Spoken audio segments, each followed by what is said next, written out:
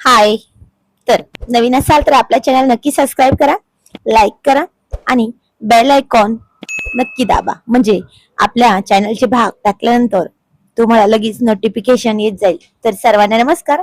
Royal शेतकरी भाग 144 मराठी कथा. रात्रीचा तो वाढदिवसाचा सुंदर क्षण चैतन्यने तेव्हाही कॅमेऱ्यात कैद केला होता. सगळ्यांना आबासाहेब आणि शिवम यांनी कुणालाही वाड्यावरून जाऊच दिले नव्हते, कारण वाढदिवसाचा बेत तर गोडाचा होता. मग दुसऱ्या दिवशी प्रियाच्या हातचं झणझणीत मटण गावाकडचं तर व्हायलाच हवं ना. त्याशिवाय कार्यक्रमाला शोभाच नाही असं ते समजायचे. म्हणूनच तर सगळ्यांना थांबवून घेतलं होतं वाड्यावर.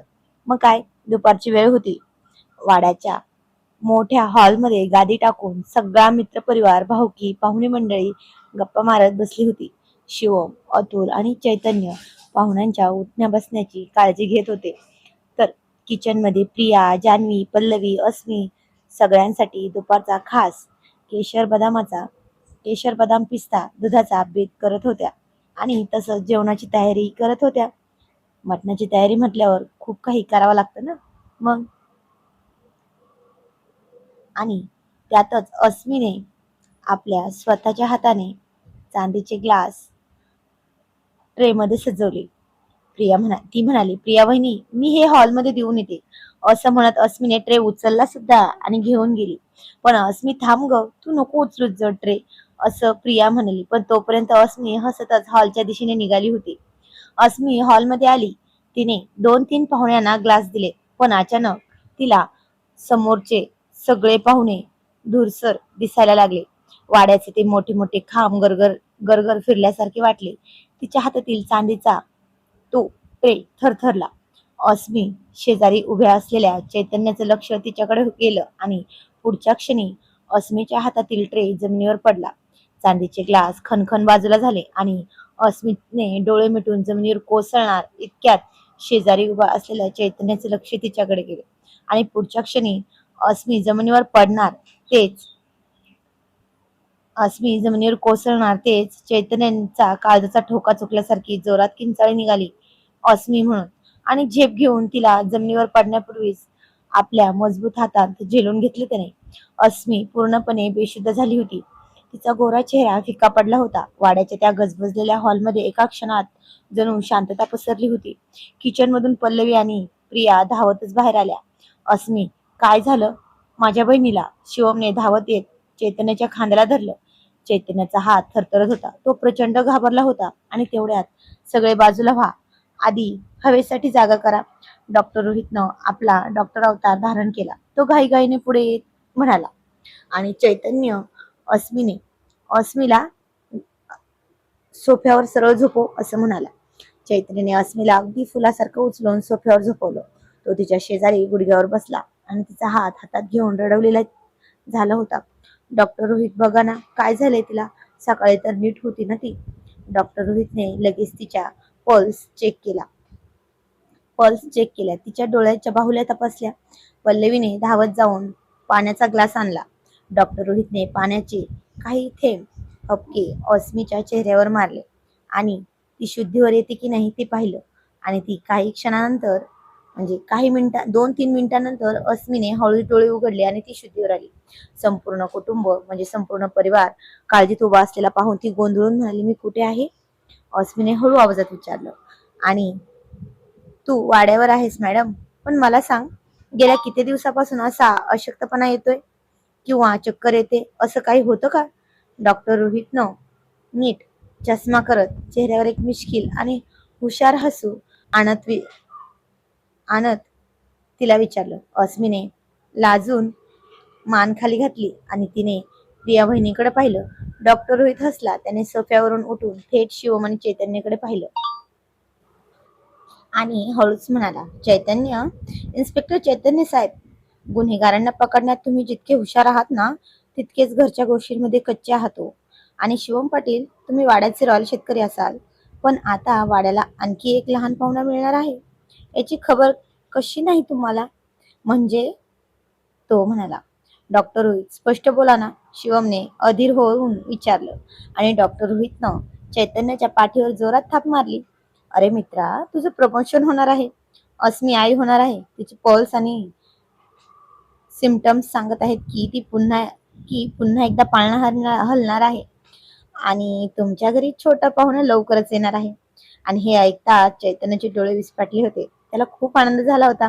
त्याच्या आनंदाला पारावारच उरला नाही. त्याने काही न विचार करता सगळ्या पाहुण्यांसमोर अस्मीच्या कपाळावर एक घट्ट चुंबन घेतलं आणि तिला मिठी मारली. हे ऐकून सगळेच खूप खूप खुश झाले होते. स्पेशली आईसाहेब आणि आबासाहेब, कारण एकदा हा सगळा दुःखाचा डोंगर कोसळला होता आणि आता कुठे सगळ्या गोष्टी विसरल्या गेल्या होत्या. पण आता ही एवढी मोठी आनंदाची बातमी होती ज्याने सर्वांना सुखात धक्का दिला होता. चैतन्याने अस्मीला मारलेली ती घट्ट मिठी आणि पाहुण्यांसमोर केलेलं घेतलेलं कपाळावरचं चुंबन पाहून हॉलमध्ये एकच हाशा पिकला. वाड्यातल्या ज्येष्ठ पाहुण्यांनी कौतुकाने तोंडात बोटं घातली होती, तर अतुल आणि शिवमने जोरात टाळ्या वाजवल्या. अस्मिता चेहरा तर लाजेने पार लाल झाला होता. तिने हळू चैतन्याला मागे ढकलण्याचा प्रयत्न केला आणि म्हणाली, "ओहो ओहो, काय हे? सगळे बघतायत ना?" ती लाजत पुटपुटली. तो म्हणाला, "अरे बघू देत की, आज मी जगातला सगळ्यात आनंदी माणूस आहे." चैतन्याचा आवाज आनंदाने थरथरत होता. त्याच्या डोळ्यात सुखाचे अश्रू तरळले होते. तेवढ्यात प्रियाने किचनमध्ये जाऊन काहीतरी आणलं आणि प्रियाने पुढे होऊन आईसाहेबांना दिलं. अस्मीची दृष्ट काढली आणि तिचे तोंड गोड केलं आईसाहेबांनी. "माझी गोड मुलगी आता आई होणार," असं म्हणत तिला काळजीने जवळ घेतलं. पल्लवीने लगेच केशर बदामाचा तो चांदीचा ग्लास तिच्या हातात दिला आणि म्हणाली, "मॅडम, आता हा जड ट्रे उचलण्याची चूक करायची नाही हा. फक्त हे दूध शांतपणे संपवायचं." शिवमने पुढे होऊन चैतन्याला घट्ट मिठी मारली. वाड्याचे रॉयल शेतकरी असलेले शिवम पाटील आज भावुक झाले होते. त्यांनी चैतन्याच्या पाठीवर थाप मारत म्हटले, "माझ्या बहिणीला नेहमी असंच सुखात ठेव मित्रा. आज आपल्या वाड्यावर जो आनंद मिळाला यापेक्षा मोठा आनंद दुसरा असूच शकत नाही." शिवमने लगेच वाड्याच्या अंगणात उभ्या असलेल्या आपल्या माणसांना आवाज दिला, "बाळू आणि गणपत, गाडी काढा आणि अख्ख्या गावात पेढे वाटा. आज वाड्यावर आनंदाची बातमी आली आणि हो, संध्याकाळी संपूर्ण गावाला वाड्यावर जेवायला आमंत्रण द्या." खरंच असंच असतं ना, भावाचं बहिणीच्या होणाऱ्या मुलांवर म्हणजे भाच्यांवर प्रेम. मामा तो मामाच. जे आई सुद्धा आपल्या मुलांसाठी कधीच करत नाही ना, ते मामा सगळं करतो. डॉक्टर रोहितने चष्मा नीट करत हसून विचारले, "इन्स्पेक्टर साहेब, केस तर सॉल्व्ह झाली, पण आता यापुढे 9 महिने मॅडमची काळजी कशी घ्यायची याचं ट्रेनिंग घ्यायला तयार आहात ना?" "डॉक्टर रोहित, तुम्ही फक्त सांगा, आजपासून अस्मी पाय जमिनीवरही ठेवणार नाही. अशी सगळी काळजी मी घेणार." चैतन्य अत्यंत ओव्हर प्रोटेक्टिव्ह मोड मध्ये येत म्हणाला. आणि त्याची तत्परता पाहून हॉलमध्ये एकच हास्य पिकला. दुपारची ती भीतीदायक शांतता आता एक गोड आनंदाची बातमी उत्साहात बदलली होती. वाड्याचे ते मोठे खांब आता जणू त्या नव्या पाहुण्याच्या स्वागतासाठी आनंदाने उभे असल्यासारखे वाटत होते. अस्मीने लाजून मान खाली घातली, पण खरी तिच्या चेहऱ्यावर एक वेगळंच आई होणार असण्याचं तेज होतं. मग आता संध्याकाळी प्रियाने खूप छान झणझणीत मटण केलं. सुक्क मिठाचं तांबडा पांढरा रस्सा पण केला. सगळ्यांनीच खूप छान जेवण केलं. नेमकं प्रिया जेवायला बसली आणि प्रियांशने तिखट डोळ्यात लावून घेतलं आणि ते खूप खूप रडत होता. शेवटी अस्मीने त्याला घेतलं तेव्हा कुठे शांत झाला. तसंही अस्मी त्याला स्वतःच्या मुलासारखंच जीव लावायची. कधी भाचं समजलंच नाही आणि हेच नातं पुढं काय वळण घेणार होतं कुणास ठाऊक. शिवांशीला तर अतुल सारखा कडेवरच घ्यायचा, कारण वंशला सारखी शिवांशी सोबत खेळायला खूप आवडायचं आणि तो तिला जवळ असला की क्षणभरही सोडत नव्हता. हे असंच असतं लहान मुलांचं. एकदा की कुणाशी गट्टी जमली की सोडायचं नावच घेत नाही. जान्हवी वंशला मिठाचा रस्सा म्हणजे सूप पाजत होती आणि शिवांशीला पण देत होती. पण नाही, ही कुठे पिते आता. आणि आता जान्हवी आणि अतुलची चांगलीच मज्जा ही 1 वर्षाची शिवांशी घेत होती, कारण ती ही प्रियासारखीच होती, प्युअर व्हेजिटेरियन. तिनं तर सूप पिलं नाही, पण सगळं अतुलला भरवलं होतं. आणि ही मज्जा शिवने दुरूनच पाहून प्रियाला खुणवलं, तर तीही हसून म्हणाली, "अहो, होणारी सून आहे ना लाडाची, मग जरा नखरे तर उचलतीलच ना, ते राहू देत त्यांच्याकडे." असं म्हणून तीही हसून कामाला लागली आणि वाड्यावरचा तो आनंदाचा सोहळा पार पडला. आणि दुसऱ्या दिवशी सब इन्स्पेक्टर चैतन्य अस्मीला घेऊन आपल्या घरी जायला निघाला. पण आईसाहेब आणि आबासाहेब, शिवम आणि प्रियाने जड अंतकरणाने पण आनंदाने अस्मीला निरोप दिला. पण खरा ड्रामा तर चैतन्याच्या घरी पाऊल ठेवल्या ठेवल्या सुरू होणार होता. अस्मीने घरात प्रवेश केला आणि ती नेहमीप्रमाणे किचनच्या दिशेने सवयीने वळणार, तोच मागून चैतन्य कडक खाकी वर्दीत नसला तरी नवऱ्याच्या अधिकारातला आवाज आला. थोडं थांबा मॅडम, कुठे चाललात? आणि आधी हे असं म्हणून त्यांच्या आईने दोघांचं औक्षण केलं. तिचं तोंड गोड केलं. दोघांनी आशीर्वाद घेतला तर आई म्हणाली, अखंड सौभाग्यवती भव आणि अशीच सतत आनंदी राहा. जा आता आराम कर आणि जे हवं ते आम्हाला सांग. अस्मीने घरात प्रवेश केला आणि ती नेहमीप्रमाणेच किचनच्या दिशेने सवयीप्रमाणे वळणार. तोच मागून चैतन्याचा कडक आवाज आणि तो म्हणाला, थांबा थोडं, कुठं निघालात तुम्ही आणि कुठे चाललात? अस्मीने मागे वळून पाहिलं आणि तिच्या कमरेवर हात होता. कुठे म्हणजे? किचन मध्ये चहा ठेवायला. आणि तो म्हणला, बिलकुल नाही. चैतन्याने धावत येत तिच्या हातातली पर्स स्वतःकडे घेतली आणि तिचा हात पकडून तिला थेट बेडरूम मध्ये घेऊन आला. आणि ते पाहून त्याचे बाबा म्हणाले, आता खरी सेवा होणार आपल्या सुनबाईची, ज्याची खरंच गरज पहिले होती. असं म्हणून दोघं पण हसले. त्याने बेडवरचे मऊ उषा आणि लोण नीट केले आणि अस्मीला बसवत म्हणला, आजपासून पुढचे काही महिने किचन ही तुमच्यासाठी नो एंट्री झोन आहे. ऑर्डर इज ऑर्डर माझी. आणि अस्मीने आपले डोळे आणखी मोठे केले. ती लटके रागत म्हणली, अहो मला चक्कर आली होती, मी आजारी नाहीये. आणि डॉक्टर रोहितने मला बेड रेस्ट नाही तर फक्त जड काम करायला मना केले. मला घरातली साधी कामं करू देत ना प्लीज. तिने अगदी निरागस चेहरा करून ओठ पाडून त्याच्याकडे पाहिलं. पण चैतन्य कुठे ऐकणार होता. तो बेड शेजारी गुडघ्यावर बसला आणि तिचे दोन्ही हात आपल्या हातात घेऊन म्हणला, अस्मी, बाहेर मी गुन्हेगारांचा सिंगम असेल, पण तुझ्यासमोर मी एक फक्त घाबरलेला नवरा असतो आणि होणारा बाप आहे. मी एकदा गमावलंय, ते मला परत मिळालं आहे. त्यामुळे मला ते कुठल्याही परिस्थितीत गमवायचं नाही, कळलं? ही माझी आता एक ऑर्डर समज, कळलं? चल इथे बस. तुला माहितीये, वाड्यावर जेव्हा तू डोळे मिटून पडली होतीस ना, तेव्हा माझ्या काळजाचा ठोका चुकला होता. त्यामुळे आता कोणतीही रिस्क नाही. मग तुला काय हवंय ते मला सांग. हा सब इन्स्पेक्टर 24 तास तुमच्या सेवेत हजर आहे. अस्मीला आता त्याच्या काळजीचं खूप कौतुक वाटत होतं, पण तिला आता त्याचे थोडे नखरे काढायचे होते. तिने थोडे तोंड फिरवले आणि म्हणाली, हो का? मग मला आत्ताच्या आता चिंच आणि कैरी खायची आहे, आणून देणार का? चैतन्य चक्रावला आणि आता, अगो आता दुपारचे 12 वाजत, आता या वेळेत कुठे मिळणार? ती म्हणाली, मला माहिती नाही. तुम्हीच म्हणालात ना 24 तास सेवेत हजर राहाल, मग आता काय झाले? चैतन्य चक्रावला आणि तो म्हणाला, बरं बाई, चिंच मिळाली नाही तर मी तुमच्याशी बोलणार नाही, असं ती म्हणाली. अस्मीने चिडून पाठ फिरवून घेतली आणि बेडवरच्या उशीला घट्ट मिठी मारली. चैतन्य कपड्यावर हात मारून घेत म्हणाला, गुन्हेगारांकडून कबूल करून घेणं सोपं आहे, पण बायकोचे डोहाळे पुरवणं त्याहून कठीण आहे. तो हसला आणि अस्मीच्या पाठीमागून येत तिच्या खांद्यावर डोकं ठेवून म्हणला, अशी रुसू नकोस ना राणी. ठीक आहे, मी आता निघतोय, जातो म्हटलं ना, प्लीज हस ना एकदा तरी. आणि ती गाल फुगवून म्हटली, नाही हसणार, जा. जेव्हा कैरी चिंच आणाल तेव्हा बघा तुम्ही. संपूर्ण शेत धुंडाळून काढेल, पण माझ्या बाळासाठी आणि त्याच्या गोड आईसाठी चिंच आणि कैरी घेऊनच परत येईल. पण तोपर्यंत तू शांतपणे इथे विश्रांती घ्यायची, प्रॉमिस? अस्मीने मान वळून त्याच्याकडे पाहिलं. चैतन्याचा तो कविलवाना आणि प्रेमाचा चेहरा पाहून तिचं हसूच आवरलं नाही तिला. तिने हसतच त्याच्या गालावर एक हलकी चापट मारली आणि म्हणाली, बरं जा, जा बाबा, प्रॉमिस लवकर या, नाही तर तुमचे बाळ भुकीने रडायला लागेल. चैतन्याने आनंदाने तिच्या कपडावर चुंबन घेतलं आणि तो चिंचेच्या शोधात बाहेर पडला. मागे बेडवर बसलेली अस्मी स्वतःच्या पोटावर हात ठेवून चैतन्याच्या या नव्या ओव्हर प्रोटेक्टिव्ह रूपाचं मनसोक्त बघून हसत होती. बाहेर पडला सब इन्स्पेक्टर चैतन्य कदम सरळ आपल्या गाडीने शेताच्या दिशेने सुसाट सुटला. मनात होतं की शेतातल्या झाडावरून छानपैकी चिंचा आणि कैऱ्या तोडून न्याव्यात, पण शेतात पोहोचल्यावर त्याचा पोपट झाला. झाडावर पाहतो तर काय, चिंचाचा पत्ताच नव्हता आणि कैऱ्या तर पार गायब झाल्या होत्या. शहरातल्या गुन्हेगारांना हुडकून काढणारा चैतन्य आता शेतात चिंच कैरी शोधायला चक्रावून फिरत होता. अखेर त्याने कपाळावरचा घाम पुसला आणि मोबाईल काढून थेट वाड्यावर शिवमदादाला फोन लावला. अरे शिवमदादा, काय रे, आमच्या शेतात एकही चिंच किंवा कैरी नाहीये. झाड तर पार रिकामीच दिसत आहेत. चैतन्याने हताश होऊन विचारलं, तुमच्या शेतात आहे काय? तर चैतन्याने हताश होऊन विचारले फोनवर. शिवम जोरात हसला आणि म्हणला, अरे इन्स्पेक्टर साहेब, सीझन संपत आलाय ना, पण थांब, काळजी करू नको, मी अतुलला फोन लावून विचारतो, त्याच्या शेतात काही मिळतंय का बघू.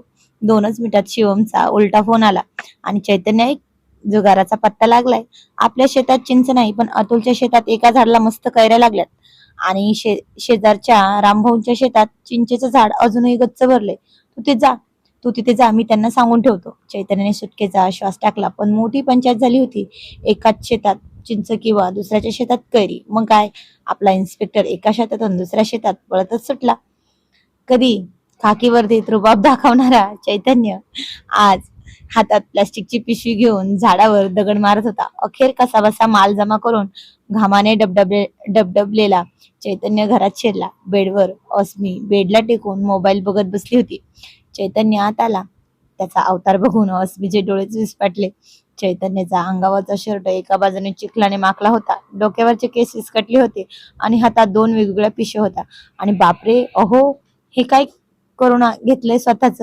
चिंच आणायला गेला होता की कुस्ती खेळायला? अस्मीने तोंड दाबून हसून विचारलं. आणि चैतन्याने धापा टाकत दोन्ही पिशव्या बेडवर धापकन टाकल्या आणि स्वतः बेडवर कोसळला. अस्मी मॅडम, तुमच्या एका चिंचेच्या चक्रात आज सब इन्स्पेक्टर चैतन्य कदम यांचं एन्काउंटर होता होता राहिलंय बरं का. म्हणजे काय झालं? अस्मीने पिशवीतून कैरी काढत विचारलं. अरे काय सांगू तुला, आपल्या शेतात काहीच नव्हतं. मग शिवम दादाने आणि अतुल दादाने फोन केला. अतुल दादाच्या शेतात गेलो तर तिथे कैरी होती फक्त. तिथूनच कैरी तोडली. मग चिंचेसाठी रामभाऊंच्या शेतात गेलो. तिथे चिंचेचे तोडायला रामभाऊंच्या पाळलेल्या कुत्र्याने मला चोर समजून भुंकायला सुरुवात केली. अस्मी, मी पोलीस स्टेशनच्या गुंडांना घाबरत नाही, पण त्या डॉबरमॅनने माझी जी पळताभुई थोडी केली ना, मी थेट कुंपणावरून उडी मारून पळालो. तेव्हा कुठे चिंच वाचली. चैतन्यने छातीवर हात ठेवून अगदी निरागसपणे सांगितलं. आणि हे ऐकून अस्मीला तर हसू आवरलंच नाही. ती बेडवर लोळू लोळू हसायला लागली आणि म्हणाली, अरे रे माझे बिचारे चैतन्य, इन्स्पेक्टर साहेब कुत्र्याला घाबरून पाळले हो ना? आणि तो म्हणाला, हो हो, हसून घ्या हसून घ्या, नवऱ्याचा पार सिंगमचा चिंगम झाला इथे आणि हसायला येते होय. बरं, आता मिळाली ना चिंच आणि करी, खा बरं आता लवकर. आणि ती तोंड फुगवून तो म्हणाला. आणि आता ती हळू पाणी समोर धरत म्हणाले, अहो ऐका ना, हे थंड पाणी प्या, म्हणजे बरं वाटेल. की लिंबू सरबत बनवून आणू? पण प्लीज माझं ऐका ना, मला करू देत ना काम. तो जरा चिडून म्हणाला, तुला एकदा सांगितलं कळत नाही का? असं म्हणून बेडवर पडला. आणि तो तोंड फुगून म्हणाला होता. आणि अस्मीने हसतच पिशवीतली एक छान हिरवीगार कैरी काढली. तिने ती तोंडाजवळ नेली आणि अचानक तिचा चेहरा बदलला. तिने नाक मुरडलं आणि अहो नको, असं अस्मी हळूच म्हणाली. आता काय झालं? चैतन्याने डोळे मोठे करून विचारलं.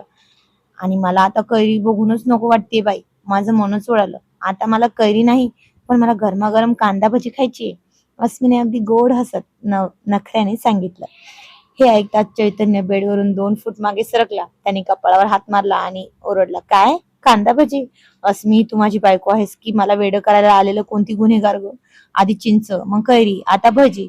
उद्या तू मला वाघाचं दूध आणायला सांगशील, मग काय करू? आणि आता ती जरा नखरे दाखवत म्हणाली, आई बघा ना, हे मला कसे ओरडतायत माझ्यावर. अस्मीने लगेच खोटं खोटं रडण्याचं आव्हानात दोन्ही हात तोंडावर लपवत म्हणाली. चैतन्याने हसून हात जोडले आणि म्हणाला, बापरे बाई ग, तुझ्या नखऱ्यांसमोर मी हार मांडली. रडू नकोस, थांब. हातपाय धुतो आणि किचन मध्ये जाऊन स्वतःच्या हाताने गरमागरम कांदा भजी बनवून आणतो. पण प्लीज, भजी खाल्ल्यावर पुन्हा असं काही म्हणू नकोस की मला चायनीज खायचे. अस्मीने हाताच्या आडून तोंड बाजूला करून चैतन्याला जीभ दाखवली आणि हसायला लागली.